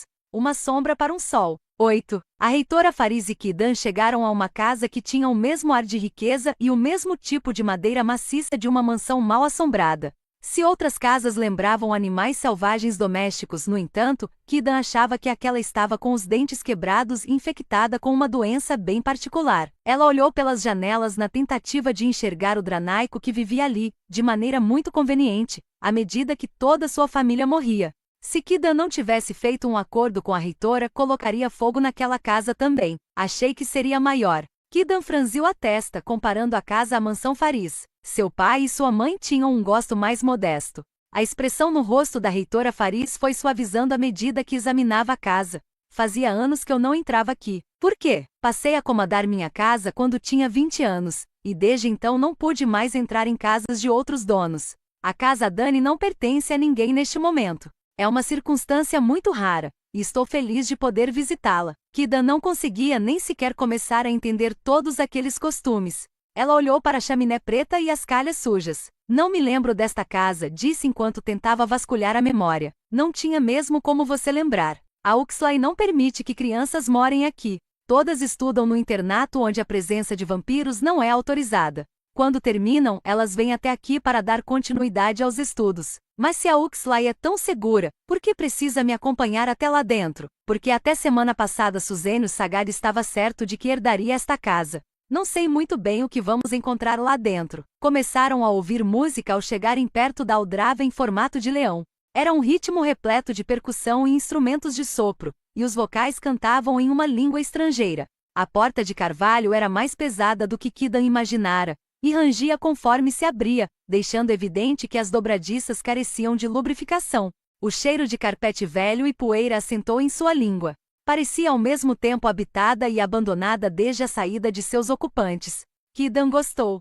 Era uma demonstração incomum de lealdade mantê-la inalterada sem apagar a história. Por um segundo, imaginou que poderia encontrar o pai e a mãe no andar de cima. Os vampiros não fazem faxina? Perguntou Ki-dan. Você tem uma cozinheira, Etete. Então não vai estar sozinha por completo. Ela vai ajudar bastante. Infelizmente, a presença dela não conta para invalidar o testamento porque ela não é herdeira da casa Dani. A ideia de ter uma cozinheira não era muito reconfortante. Havia prateleiras de vidro cheias de antiguidades e pequenos tesouros em todos os cantos. Ao olhar mais de perto, pareciam ser badulaques do leste da África, provável que provenientes de escavações arqueológicas. Embora Ki-dan fosse etíope, mal reconhecia a própria cultura. Mais uma coisa que estava perdida há tempos. A reitora ergueu os olhos da foto que estava admirando. Uma mulher de saia longa e casaco de pé em meio a ruínas e ao lado de um homem com chapéu de aba larga. Na parte de baixo lia-se, Projeto Arqueológico Axum, 1965. Sua família tinha paixão por recuperar coisas perdidas. Também tinha muita dificuldade em dividir as coisas que recuperava. O Projeto Arqueológico Axum investiga o período do Seide no norte da Etiópia. Muitos perderam as esperanças de que o antigo Axum pudesse ser encontrado de novo, mas seus antepassados estavam determinados a localizá-lo. Entraram em uma sala cheia de móveis. Ainda não havia qualquer sinal do Dranaico. Em cima da lareira havia um retrato gigantesco pendurado. Mostrava com riqueza de detalhes 5 pessoas muito bem vestidas. Uma delas, uma mulher parecida com tia Cilia em um vestido preto e com os cabelos presos em um coque frouxo. Ki-dan não se lembrava se o nariz dela tinha mesmo aquele formato. Havia 2 pessoas mais velhas de cabelos brancos e no meio, um casal sorridente, ele de terno e ela em um vestido vermelho. Jun herdara os olhos gentis e brilhantes do pai. Ki-dan puxara o nariz reto e a testa grande da mãe, que parecia sempre séria, mesmo quando não estava. No entanto, os cabelos soltos e cacheados da mãe tinham ficado apenas para Jun. Ki-dan puxou as pontas de suas tranças, que estavam emboladas e duras como ferro. Era uma batalha lidar com o cabelo, e muitos pentes já haviam sido sacrificados pela causa. Seu pai parecia compreender a dificuldade e escolher a usar o cabelo bem curtinho e denso. Todas as características dela e de Jun vinham daqueles desconhecidos. Aquilo pareceu se sobrepor a todo o resto, tão vivo que ela sentiu vontade de chorar. Quando isso aqui foi pintado, sua voz vacilante revelou a emoção. Os pais pareciam tão jovens, mais ou menos da mesma idade que ela. Na festa de gala do Zacto, uns 16 anos atrás, a reitora olhou para a assinatura no canto, e seu tom de voz se alterou ligeiramente. Obra de Omar Umil, é óbvio. Omar Umil. Por que o nome era familiar? Estava no livro da tia Cilia. A única pessoa sobre quem ela escrevera com carinho, e que atualmente estava em Drasfortra, a prisão da Uxley. Mais um mistério. Ki-dan teve que fazer um grande esforço para desviar os olhos do quadro, e mesmo quando fez, sabia que daria mais uma olhadela quando passasse ali de novo. Elas seguiram a música até chegar a uma espécie de sala comum que abrigava uma escrivaninha e uma imensa estante de livros. O corpo de Ki-dan de repente foi acometido por uma onda violenta de frio. Havia diversas garotas de pé perfiladas no centro do cômodo. Todas estavam vendadas, e o sangue escorria de seus ombros mordidos. Jun, sussurrou Ki-dan ao entrar desembestada na sala escura. Segurou uma das garotas e tirou sua venda. Um par de olhos verdes piscou para ela, em vez dos castanho claros. Ki-dan deu um passo para trás. Continuou ao longo de toda a fileira tirando a venda das jovens, uma por uma. Nos momentos mais difíceis, Kidan já imaginara aquela cena, Jun sendo torturada e tendo sangue drenado. Ela sentiu a garganta fechando de pavor ao chegar à última garota. Por favor, Kidan enfim encontrará a Uxley e entrará no lugar onde Suzenus vivia. Jun devia estar ali.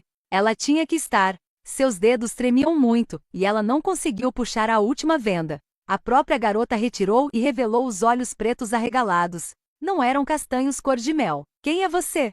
Sussurrou a garota. Kidan cambaleou e se segurou na parede, tentando puxar o ar para os pulmões. Atrás das garotas, 3 pessoas estavam sentadas a uma mesa, em meio a algum tipo de jogo. Uma delas estava de costas para Kidan, os cabelos escuros e grossos caindo até o ombro. Dranaicos.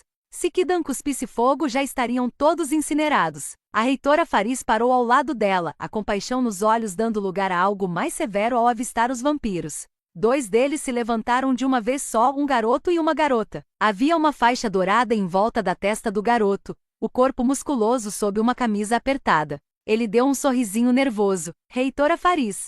Não a estávamos esperando aqui. A reitora nem se preocupou em usar a formalidade em seu tom de voz. A captação de sangue é proibida fora dos edifícios sós do sul. De quem foi essa ideia? A garota de pele escura baixou a cabeça de leve em um pedido de desculpas. Usava um casaco e um colete de veludo brocado com uma flor vermelho sangue pregada na gola. O cabelo era cortado na altura do pescoço, liso e com cachos atrás da orelha. Parecia um lorde da era vitoriana. Peço desculpas.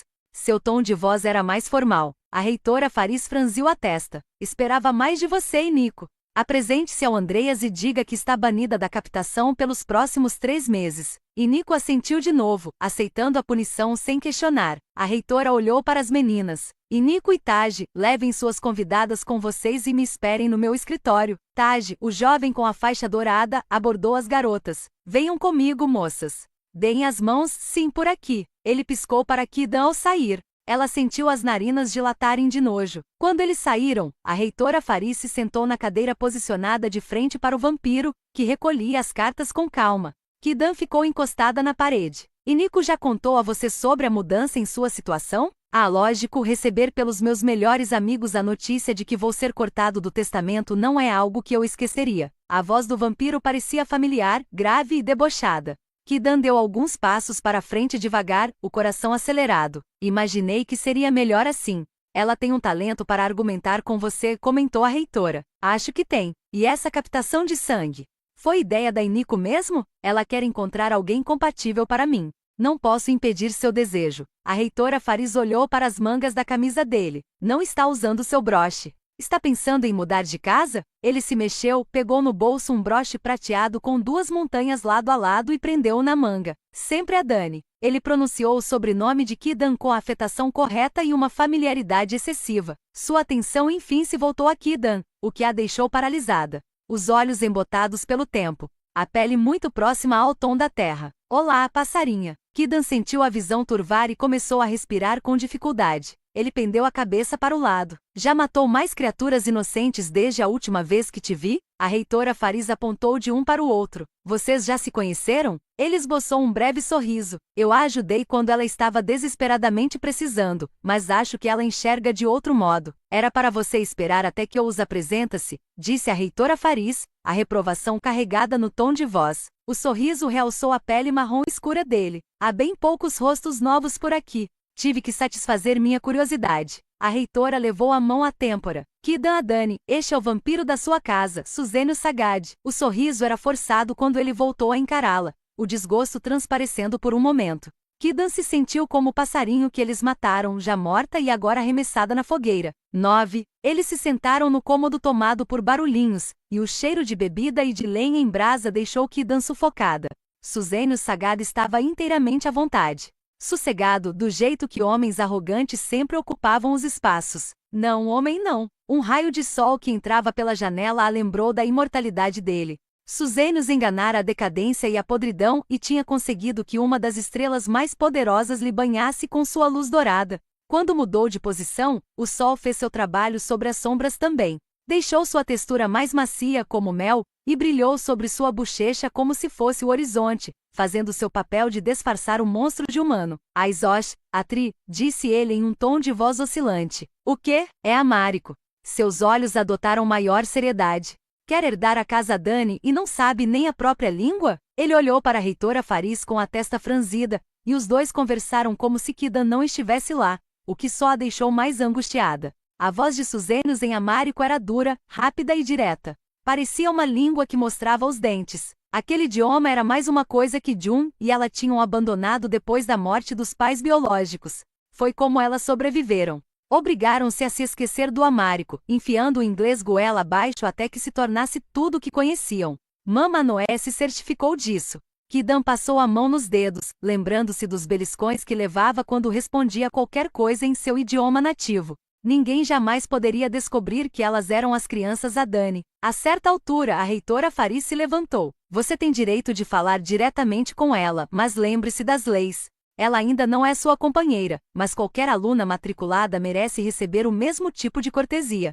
Kidan, estarei lá fora se precisar de mim. Quando ficaram a sós, Suzenio serviu uma bebida a ela que cheirava a gasolina. Venho servindo a casa a Dani por muitas gerações, começou. E pelo modo como suas costas estão rígidas e tensas, me parece que você detesta este lugar, o que me faz imaginar por que está aqui. Acredito que esteja interessada no dinheiro. No luxo. Não tenho motivo algum para não destinar uma pequena parte dos lucros a você. As coisas se tornam melhores quando compartilhadas. Kidan se segurou para não trincar os dentes ao falar. Suponho que neste combinado você ficaria com a casa. Ele deu de ombros e se recostou na cadeira. Manter uma casa dá muito trabalho. Concordo. Ela adotou o mesmo tom de voz relaxado dele. Mas adoro um desafio. A expressão no rosto dele era curiosa. Uma mistura de aborrecimento e interesse. Está flertando comigo, passarinha? Kidan respirou fundo. Que audácia daquele cara. Não está interessada no dinheiro nem atraída por mim. Sinto que infelizmente estamos ficando sem assunto. Então ele gostava de joguinhos. Kidan dissipou a tensão dos ombros. Sempre traz garotas vendadas aqui? Vampiros não podem beber o sangue de qualquer humano, então aquelas garotas eram de família Zacto. Como a reitora Faris explicou, as regras não permitem. É uma pena, porque são uma companhia deliciosa. Ela sentiu náusea. O que faz com elas depois? Ele pendeu a cabeça para o lado. Mando para casa. Mandou Junadani para casa? Ela fez a pergunta sem nem piscar, atenta a qualquer reação da parte dele. Nem precisava ter prestado tanta atenção, entretanto. Até quem estivesse do lado de fora vendo pela janela poderia sentir a mudança na atmosfera do cômodo, o brilho divertido no rosto dele se esvaindo e tornando-se algo morto há tempos. Suzenos não admitiria. Se as leis da Uxla em relação aos humanos eram tão rígidas e temidas, ele não admitiria. Contudo, ela queria falar o nome da irmã naquela casa, queria deixar explícito que não iria embora sem ela. Infelizmente você me entedia, concluiu ele com um movimento da mão. Estou aqui lhe oferecendo o mundo, e você prefere reduzir-se a acusações sem sentido. Dessa vez, ela abriu um quase sorrisinho. Minhas fontes são muito boas. Kidan notou um leve franzir entre as sobrancelhas dele. Talvez fosse preocupação. Ele deu uma olhada para a porta fechada. Lógico. A reitora Faris. Então por que as autoridades do campus não me prenderam? Por que não estamos em um tribunal? Kidan só podia encarar o próprio ódio. Se fosse revelar sua fonte, tinha que ser no momento certo, com a garantia de que Jun estaria a salvo, ou então aquela evidência a levaria para o buraco. Como uma criança que acabará de descobrir um tesouro, Suzenio se inclinou para a frente, os olhos brilhando. Você não é a primeira pessoa a me acusar. Deve ser algo no meu rosto. Mas vou contar uma coisa a você que meus inimigos não entendem. Eu gosto de levar o crédito pelos meus delitos, porque eles são engenhosos. Agora, sequestrar sua irmã? Onde estaria o desafio nisso? Kidan pegou a bebida, segurando-se para não jogar tudo na cara arrogante dele. Em vez disso, bebeu aquele fogo líquido. Estava mais forte do que imaginava, mas ela manteve o olhar fixo nele. Suzenos a observou colocar o copo vazio sobre a mesa. Então, vamos falar sobre quanto você vai me custar. 1 milhão deve ser suficiente. Kidan se levantou e examinou o luxo do cômodo. Era dinheiro de gerações. Móveis imponentes feitos de madeiras caras, almofadas de veludo macias e suaves. Passou os dedos pelo material. Essa é uma almofada Sawi, disse ele perto dela, sua sombra cobrindo-a. Kidan sentiu o corpo travar ao perceber que ele tinha ido até ali sem fazer nenhum barulho. Vê como a costura é delicada. O artista só fez 3 exemplares antes de morrer. Posso dar de presente a você para comemorar nosso novo acordo. Ele valorizava bens materiais. Dava para sentir na cadência de sua voz. Objetos tinham mais significado do que a menção à irmã dela. Kidan enfiou a unha sob a costura. Calma, avisou ele. Ela abriu um sorrisinho, sabendo que ele estava olhando. Puxou o fio vermelho delicado, descosturando-o. O som ríspido que saiu da boca de Suzenos fez cócegas no pescoço dela antes mesmo que ele falasse. Não. Kidan olhou para ele devagar, observando os olhos pretos e agitados, a postura firme, o esforço que fazia para manter os punhos cerrados ao lado do corpo, e não ao redor do pescoço dela. Ela deixou a linha cair entre eles, e o tom de vermelho avivou os olhos de Suzenos por um instante. Ele chegou mais perto dela, roubando o ar de seus pulmões. Será que a mataria ali mesmo? O som dos sapatos de salto baixo da reitora Faris anunciou sua volta.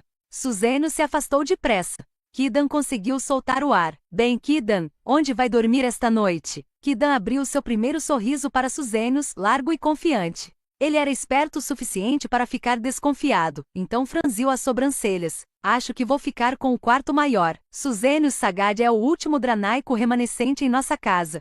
Ele não fala com muita frequência, mas acredito que tem algum tipo de acordo com seu pai e sua mãe. Acho que está esperando que eu morra para poder reivindicar a casa para si. Sinto seus olhos sobre mim, sua presença sombria sempre por perto. Não sei por que minha irmã e seu pai deixaram um legado para ele, mas foi o último desejo dos dois. Eles adoravam manter segredos, e eu temo que tenha sido o que, no fim das contas, os matou. Vou deixar a casa para ele, mas, se você quiser, deve tomá-la. Ela poderá proteger você de modo que não fui capaz. 4 casas se voltaram contra a casa Dani. Fique atenta a essas famílias. Aitaf, Makari, Caros e Umil. Acho que Suzenos pode estar trabalhando com eles. Proteja-se. As leis da Uxley. Lei universal. Nenhum indivíduo, humano ou vampiro, pode encontrar ou entrar na Uxley sem autorização. O ranking das casas, baseado no número de Dranaicos leais a cada casa e sua situação atual nos negócios. Casa Ajdaf, 234 Dranaicos. 2. Casa Faris, 124 Dranaicos. 3. Casa Makari, 100 Dranaicos. 4. Casa Caros, 98 Dranaicos. 5. Casa Temo, 97 Dranaicos. 6. Casa Delarus, 81 Dranaicos. 7. Casa Rogite, 65 Dranaicos. 8. Casa Piran, 55 Dranaicos. 9. Casa Goro, 33 Dranaicos. 10. Casa Luróis, 23 Dranaicos. 11. Casa Umil, 10 Dranaicos. 12. Casa Dani, 1 Dranaico. História das Casas Acto, por Johannes Afera. 10. Kidan não desfez as malas. Deixou-as no canto de um quarto enorme que podia ser ocupado por 3 pessoas. Depois de 1 hora de gritaria com a reitora, Suzenos saiu de casa furioso. Kidan observou seu longo casaco arrastando no chão enquanto ele saía em disparada pelos degraus da entrada, a reitora atrás dele. Kidan não perdeu tempo. Vasculhou todos os cômodos depressa, começando pelo andar em que estava. Havia 4 quartos no total, todos iguaizinhos, a não ser por um. O quarto dele. Foi impossível não compará-lo ao seu apartamento sufocante que desde então, ainda bem, estava abandonado. As cortinas dela estavam sempre fechadas para que o sol não interrompesse a escuridão. Aquilo a forçava a se deter a revisitar os pensamentos que lhe perturbavam, uma espécie de meditação macabra. Suzenos Sagad, pelo contrário, acolhia o sol. Havia uma parede inteira de vidro que exibia a floresta distante e o crepúsculo que se aproximava. O fato de ele se achar merecedor de luz a frustrava demais. O cheiro de livros e tinta eram mais fortes no centro do quarto. Kidan estava acostumada ao farfalhar e à confusão de papéis, mas, enquanto suas leituras engoliam o chão e se espalhavam pelas gavetas, ali os papéis estavam enrolados em pergaminhos, milhares deles empilhados na parede oposta. Ela se sentiu contrariada de novo. Como tudo era bem cuidado, arrumado e limpo, Kidan pegou um dos pergaminhos, soltou o laço e começou a analisar a escrita cuidadosa. Carta para o imortal. Eu me sinto uma boba escrevendo para você. Meus amigos acham que fantasio demais por acreditar que as frestas do nosso mundo escondem magias maravilhosas, mas de que outra maneira é possível viver? Tem de haver algum outro tipo de existência para nós. Os seres humanos não podem ter uma mente dotada com a capacidade de criar e imaginar e ainda assim, serem forçados a viver neste ciclo sem fim de dinheiro e trabalho. Espero estar fazendo isso certo. Você pediu nome, país e data. Por favor, me escreva de volta. Não porque minha vida está em perigo ou porque preciso de ajuda, e sim porque saber que você existe salvaria a minha imaginação. E isso é tudo de que preciso para mudar minha vida. Rosa Tomás, Luanda, Angola, 1931. Kidan franziu a testa e pegou mais algumas cartas. Eram todas de diferentes países e anos. A mais antiga que encontrou era de 1889. Pergaminhos enrolados. Kidan não conseguia compreender. Seu melhor palpite era de que ele tinha algum tipo de negócio, e aquelas cartas eram pedidos, mas o que de fato ele oferecia em troca era difícil de deduzir, já que em cada uma havia um pedido diferente. Na quinta carta, Kidan já não suportava mais o desespero dos remetentes. Estavam implorando para que um monstro o salvasse. Ela correu os olhos pela parede, havia pelo menos 1000 delas ali. No closet dele havia uma seleção de casacos caros, camisas largas e calças pretas e marrons. Na mesa de cabeceira viu o livro que ele segurava na primeira vez que se encontraram, o que tinha uma toranja cortada com sangue pingando dela. Kidan tirou tudo das gavetas da mesa de cabeceira, alguns anéis, uma caixa de canetas, manuscritos encadernados, frascos dourados. Já estava quase desistindo e saindo do quarto quando um raio de sol refletiu numa pulseira prateada, enfiada bem lá no fundo. Tudo ficou em silêncio. O gorjeio dos passarinhos, o farfalhar do vento, os rangidos de uma casa antiga. O coração de Kidan batia acelerado. Trêmula, ela pegou a correntinha. Havia um pingente de borboleta pendurado. Kidan deixou escapar um soluço e então cobriu a boca. Ela fizera 2 pulseiras iguais, uma para Mama Noé, outra para Jun. Aquela, a mais especial, tinha um pingente de 3 pontas que representava as 3 restrições impostas aos vampiros. Para ajudar a afastar os pesadelos da irmã, Kidan sentiu a voz falhar. Jun, uma voz fria quebrou o silêncio do cômodo. Que porra você está fazendo no meu quarto? Kidan ficou paralisada. Suzenos estava de pé na porta, de braços cruzados, os olhos fixos na pulseira e no conteúdo de suas gavetas espalhado pelo chão. Ela precisava dar o fora dali. Falar com a reitora Faris. Antes que Kidan pudesse fechar o punho, Suzenos a empurrou para trás com uma rapidez sobrenatural e recuperou a pulseira com um guardanapo. Devolve, rosnou Kidan, levantando-se e partindo para cima dele. Suzenos segurou os pulsos dela com facilidade, e a manga do casaco de Kidan se mexeu, revelando a própria pulseira igual. Uma ruga se formou entre as sobrancelhas dele. Onde ela está? Kidan bradava. O que fez com ela? Os olhos dele pareciam o fundo do oceano. Receio não saber de quem você está falando. Com saliva depositada nos cantos da boca, ela rugia. Onde ela está, porra? Suzenos a arrastou até a porta do quarto com uma força assustadora. Vamos precisar estabelecer alguns limites. Se eu encontrar você no meu quarto de novo, não vou ser tão gentil. Ele a jogou para fora como se fosse um saco de roupa suja. Kidan tentou voltar, mas a porta tinha sido trancada. Ela bateu até os punhos ficarem machucados, e então a porta se abriu. Kidan entrou correndo. A janela estava aberta. Contudo, ele tinha sumido levando a pulseira junto. Sua única chance. A prova de que precisava para que a reitora Faris acreditasse nela. Tinha sumido. Kidan gritou tão alto que os passarinhos em todas as árvores da Uxley saíram voando. 11. Kidan se apressou para revirar todos os outros quartos e chegou a se aventurar no andar inferior, que abrigava uma adega meio assustadora, e num espaço amplo e vazio, cheio de tapetes de treino e equipamentos que pareciam pouco utilizados que levantaram poeira ao serem tocados. De volta ao andar de cima, ela encontrou uma porta trancada. Havia uma tapeçaria vermelha com um leão bordado pendurada na porta, bem ao lado da sala de estudos. Na cozinha encontrou a cozinheira, uma mulher mais velha com fios brancos em meio ao cabelo afro e que cheirava a pão de fermentação natural. Ah, aí está você. A mulher sorriu, a bochecha suja de farinha. Meu nome é Ruth, mas todo mundo me chama de Etete. É um prazer ter você aqui. Kidan ficou boquiaberta. O que aquela mulher estava fazendo naquele tipo de lugar? Eu queria entrar no quarto com a decoração de leão, mas está trancado, disse com uma voz pouco amigável. Infelizmente não tenho a chave. Etete franziu a testa. Fica com Suzenos. O que tem lá dentro? Não sei. E onde ele deixa a chave? Pendurada no pescoço. Kidan soltou um xingamento por dentro. Mesmo que conseguisse se transformar num inseto para pegar a chave, ele sentiria sua presença e lhe daria um safanão.